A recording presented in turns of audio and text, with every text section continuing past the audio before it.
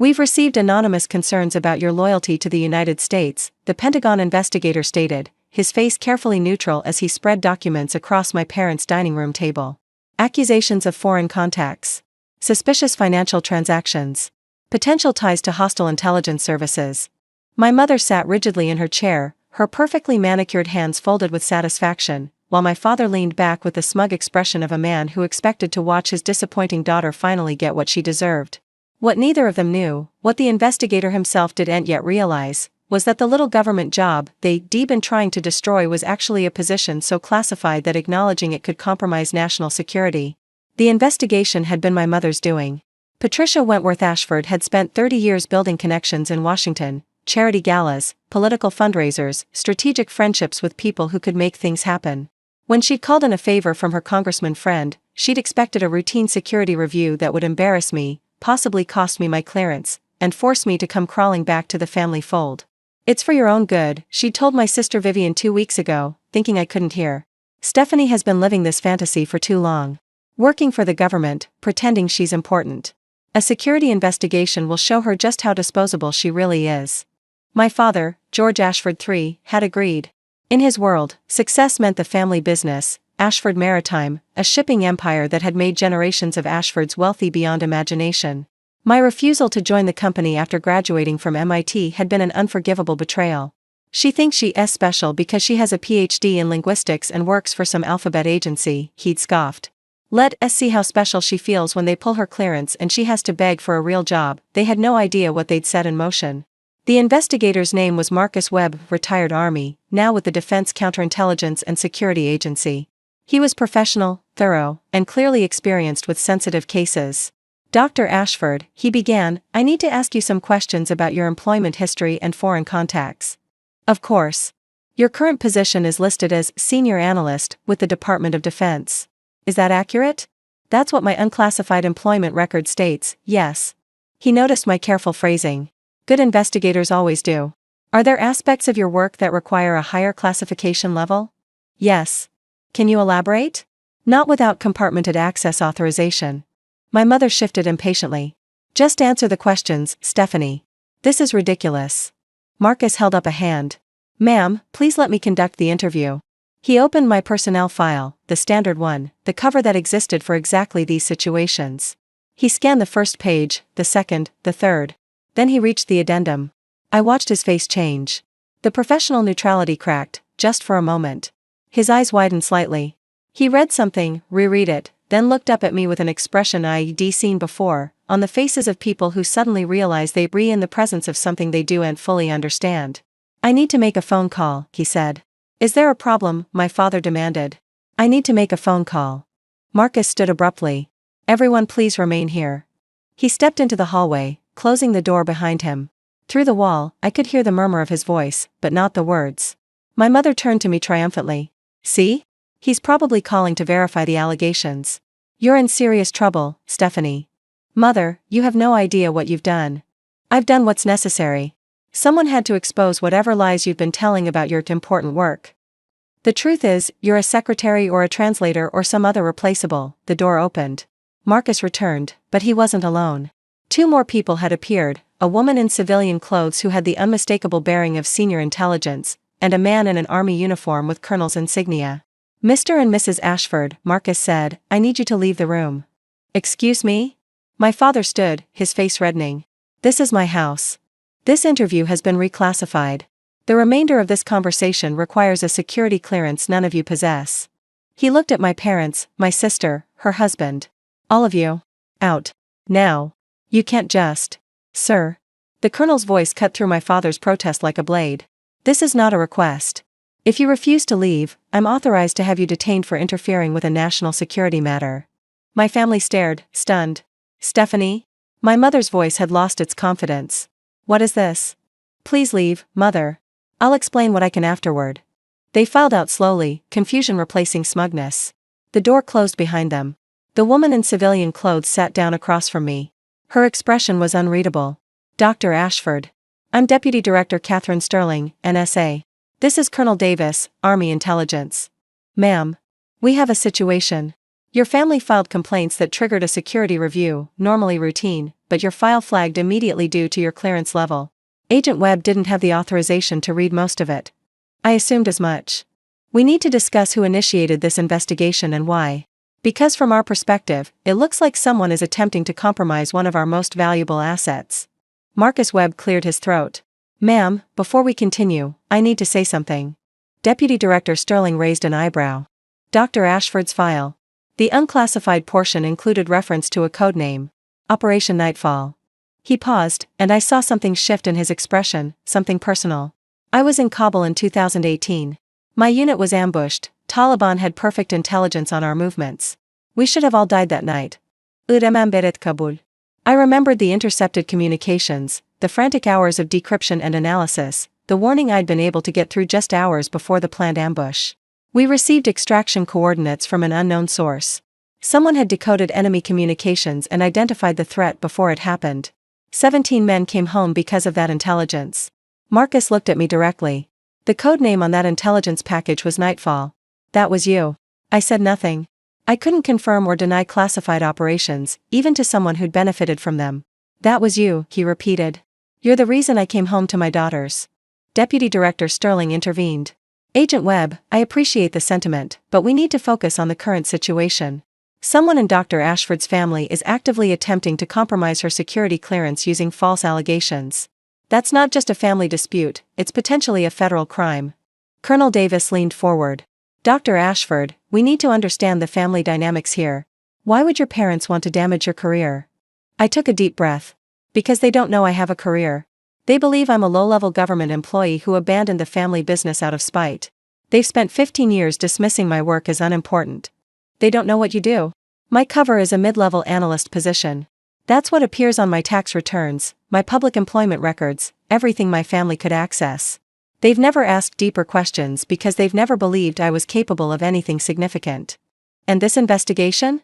My mother has connections in Washington. She used them to file anonymous concerns about my loyalty. I assume she fabricated allegations of foreign contacts, suspicious behavior, whatever sounded damaging. I paused.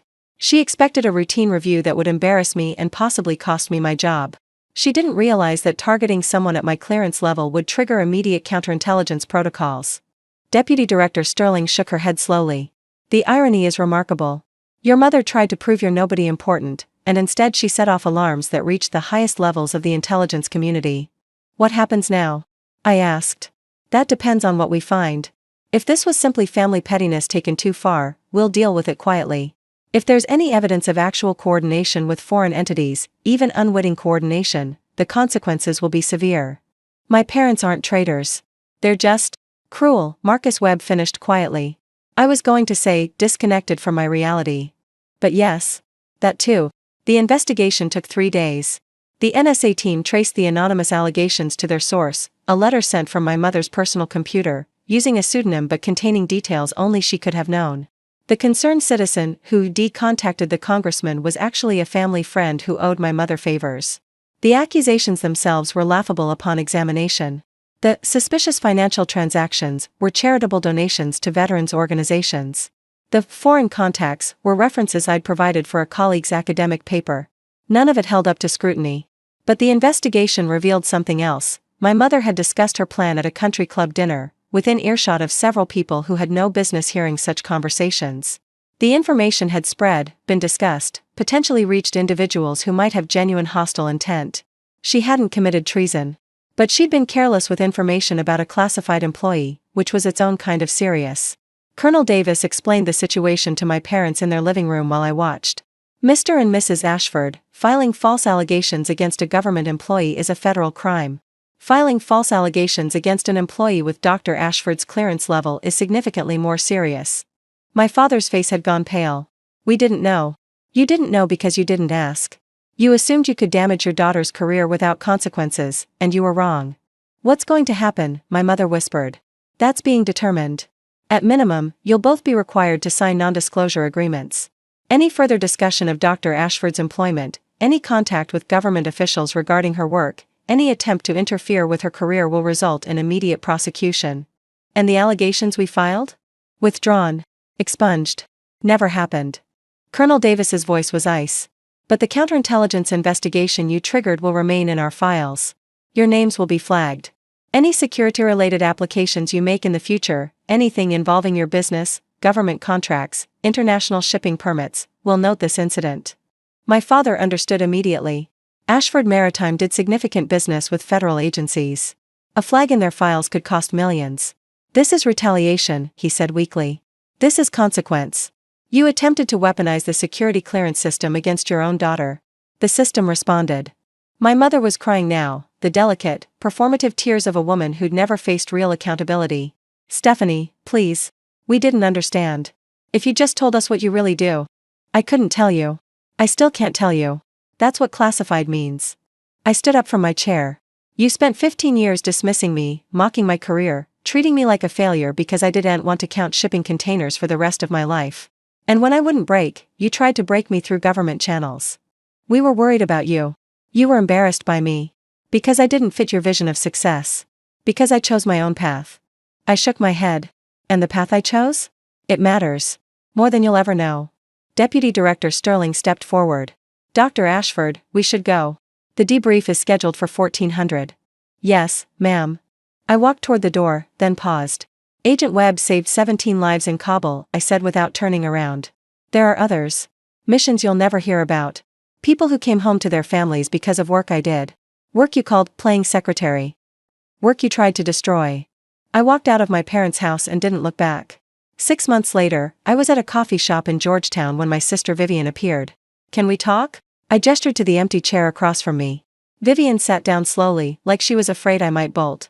I didn't know about the investigation until it was already happening. I swear. But you didn't stop it either. I didn't think it would. I didn't understand what they were doing. Mom said it was just a routine review, that it would help you somehow. She paused. That was stupid. I know that now. What do you want, Vivian? I want to understand. Not the classified parts, I know you can't talk about that. But just, who you really are. What your life is actually like. I considered my sister. We'd been close as children, before the family expectations had driven us onto different paths. She'd followed the script, business degree, family company, suitable marriage. I'd rebelled. My life is complicated, I said finally. I work very long hours doing things I can't discuss. I travel to places I can't mention.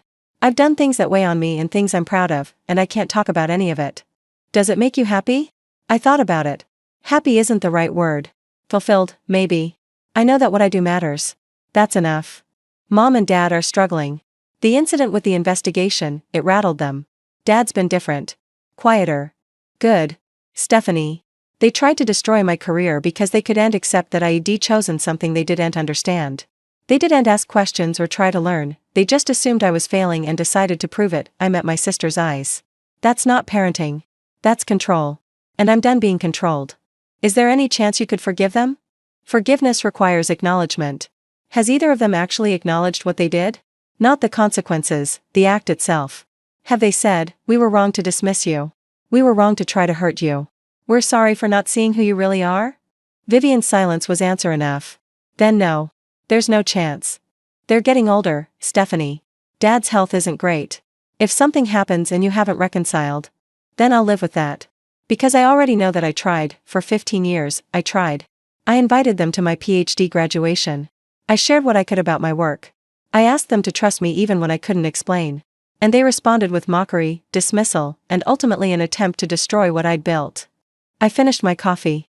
You're welcome to have a relationship with me, Vivian. I'd actually like that. But it has to be on honest terms. No intermediary missions for Mom and Dad. No guilt trips about family unity. Just us, as sisters, getting to know each other as adults. I'd like that too. Then let's start there. A year after the investigation, I received a call from Marcus Webb. Dr. Ashford? I hope you don't mind me reaching out. I got your contact information through official channels. Agent Webb. How can I help you? I'm retiring next month. Moving to Maine to be closer to my grandchildren. He paused. I wanted to thank you again. For Kabul. For all of it. You don't have to thank me. I do. Because every day with my family is a day I wouldn't have had without you. My daughters grew up with a father. My wife didn't have to bury me. That matters. I felt something tighten in my throat. It matters to me too. That's why I do this work. Your parents, have things improved? But I've made peace with that. Some wounds don't heal. You just learn to live with the scars. For what it's worth, the day I walked into that investigation expecting to find a security risk and instead found a hero, that's a day I'll never forget. Your family may not see who you are, but the people who matter do. Thank you, Agent Webb. Enjoy retirement. Stay safe out there, Nightfall. I smiled at the codename. Always. Last month, I received word that my father had a heart attack. He survived, but it was serious. The family gathered at the hospital, my mother, Vivian, various aunts and uncles. No one contacted me. No. I found out through Vivian's hesitant text message, Dad's in the hospital. Heart attack. Not sure if you want to know, but I thought you should. I sat with that information for a long time. In the end, I didn't go. Not to the hospital. Not to the family gatherings that followed. I sent flowers, anonymous ones, because I didn't want the gesture to become a negotiation. And I waited. 2 weeks later, I received a letter. Handwritten. From my father. Stephanie. I understand now why you didn't come. I wouldn't have come either, if I were you. The investigation, what we did, was unforgivable. Your mother thought she was protecting the family, but I knew better.